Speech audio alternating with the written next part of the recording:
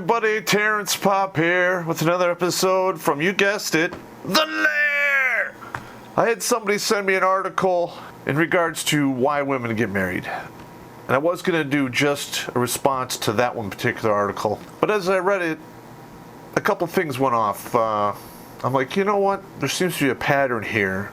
So I went through and I read almost 8 other articles which were basically the same thing. And I came across these common themes in these articles, and instead of picking them apart, I'm just going to go into the themes here because these women seem to be two-dimensional when they explain shit. I'm thinking at it with like a 3- and 4-dimensional mind, and you're going to see how almost all of these are shallow as fucking hell. 95% of the dudes that are married out there, their wives probably said yes to them for the wrong fucking reasons. It's pretty goddamn deep. So here we go. Number 1. This one came up in 3 of the articles. Basically, she threw the checklist away. She realized she was becoming too picky, and she realized that, nobody's perfect, and I have this stupid checklist, which is crazy long, and, a guy who would make this checklist is going to get a 10 chick. I'm not a 10 chick, so I got to settle for less. So, in a way, it's good. I mean, still, the settling thing doesn't really sit well with men, but, if a woman is, awakened enough to realize, hey, I think this list is too fucking long and unrealistic, and she throws the list away and can change her path and help forge her future and a future with her and a husband, and everything goes forward, that's kind of the most healthy one on this list. Because it's always a good thing when somebody realizes an internal shortcoming within themselves and take corrective actions to fix it. A lot of women today are surfing through life without a rudder, and they're going the fuck off course, and nobody's telling them they're going off course because they're happy, and they have self-esteem, which means they're happy with who they are and so forth. And it just takes you in a big fucking circle, and see my video Life When You're Stupid on that. Number 2. My parents loved him. I was not crazy about him. But my parents loved him. They love me. They want what's best for me, so I married the guy. If you're not emotionally invested in this dude, and you're only marrying him because your mother and father said so, there's a word for that, and it comes from the old school, which is arranged fucking marriages. Why don't you just do that? Well, instead of go through all the horse shit, all the time, the money, whatever. I mean, if you're going to accept what your parents think or your family thinks, then have them just find somebody for you, and that's just fucking it. There you go. All right, number 3, ticking the clock.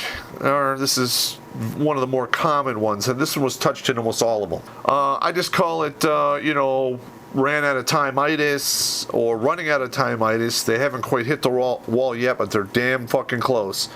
They are danger fucking close, and time is walking in on their position, and it's not going to end pretty. They do what they got to do. They settle for whatever's available because they're almost out of time. They're probably in the middle or to the second half of their second fertility window. They know what the deal is, and they were wise enough to realize that, hey, feminism, me, not getting married or having children or getting married at like 37 and having to do all these fucking fertility treatments, and it may or may not be the case that I actually have a child, and yada yada yada. And there you go, number 3. Let's see. Number 4. This is a double-edged sword here. You're gonna love this one.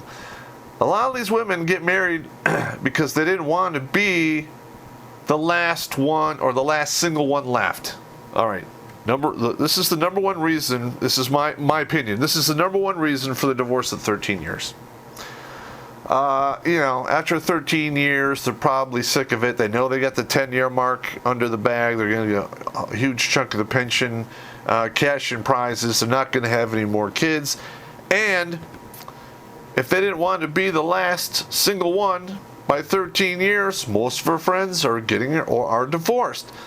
So she doesn't want to be the last married one either. So that's the double-edged sword right there. Anyone who can be guided by the opinions of somebody else is somebody who you do not want in your life.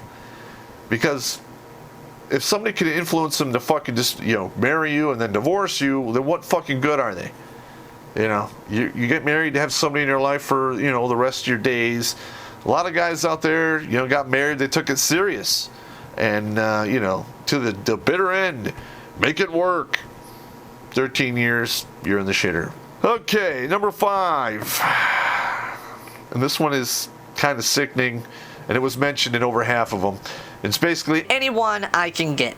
A lot of these women are unappealing, either in action, too many kids, all kinds of other crazy ass bullshit that goes on in their life.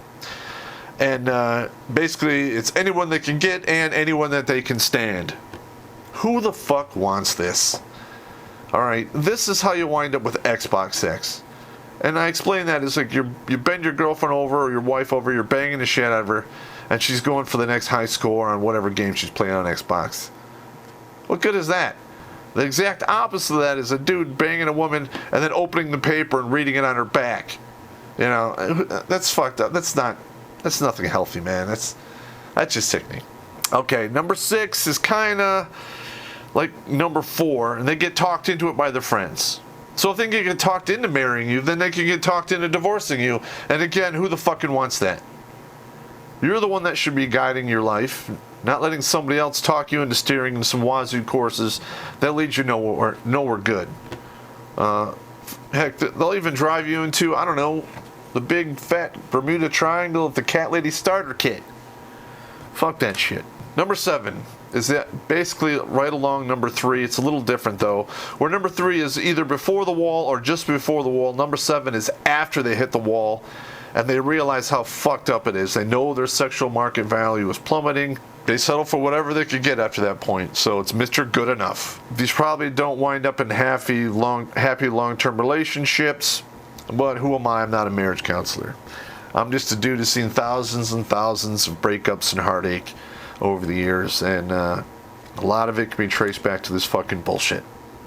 Number 8, slipped one by the goalie. Now, I've said this before on the channel. Any women between the ages of 18 and 28, this is how their fertility works. They have pulled the fucking goalie.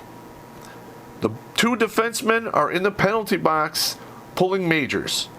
So it's a 5-on-3 scenario.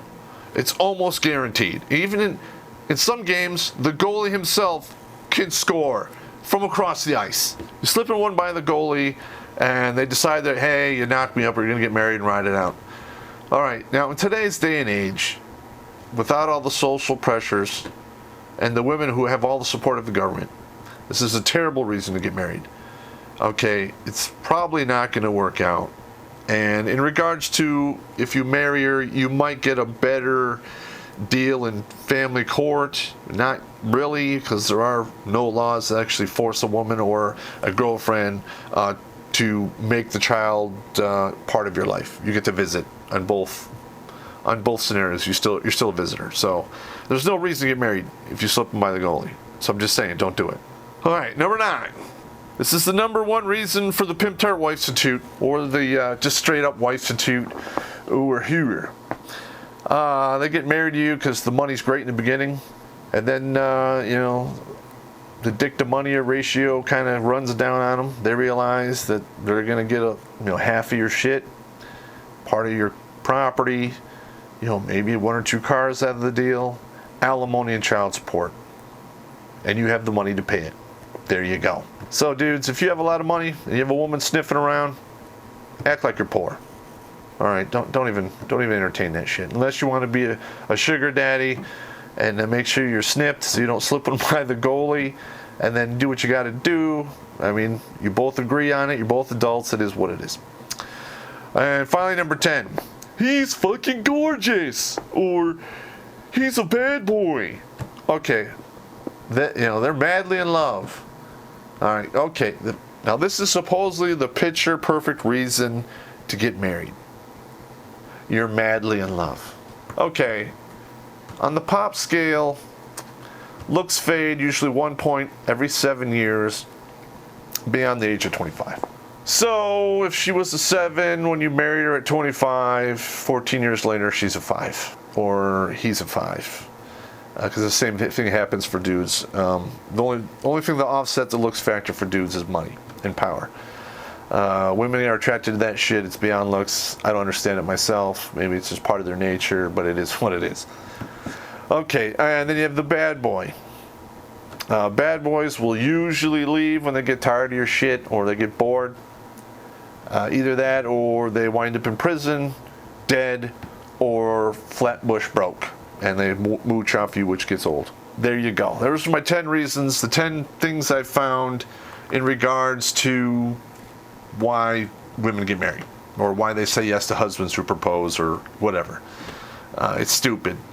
Now, I'm looking at, I was watching some of the footage of the 2017 Emmys, and there's so much comedy gold in that. I would really appreciate if you guys send me some opinions or some insights of what you saw on the 2017 Emmys, and help me assemble a list on things to attack on that, because from the little bit that I saw, it was absolutely crazy. On the flip side, the people who participated in the 2017 Emmys is the culture that is now running Hollywood. They are now running your media outlets, and they are catering specifically to less than 50%, or if 50% of the population, and they're alienating the other half. So perhaps if there's a particular individual in the Emmys who was basically showing their ass or being a real fucking dickhead, maybe you should turn the TV off whenever they're on, or not pay to see movies they're in, and money talks and bullshit walks, and those people will be retired pretty quickly. That's just my opinion. All right, well, that's it for me for today. Hope you enjoyed this. You know, I kind of threw it together on the fly. I spent most of my time reading it, and I didn't really rehearse this at all, so hopefully it works out. You guys have a good evening.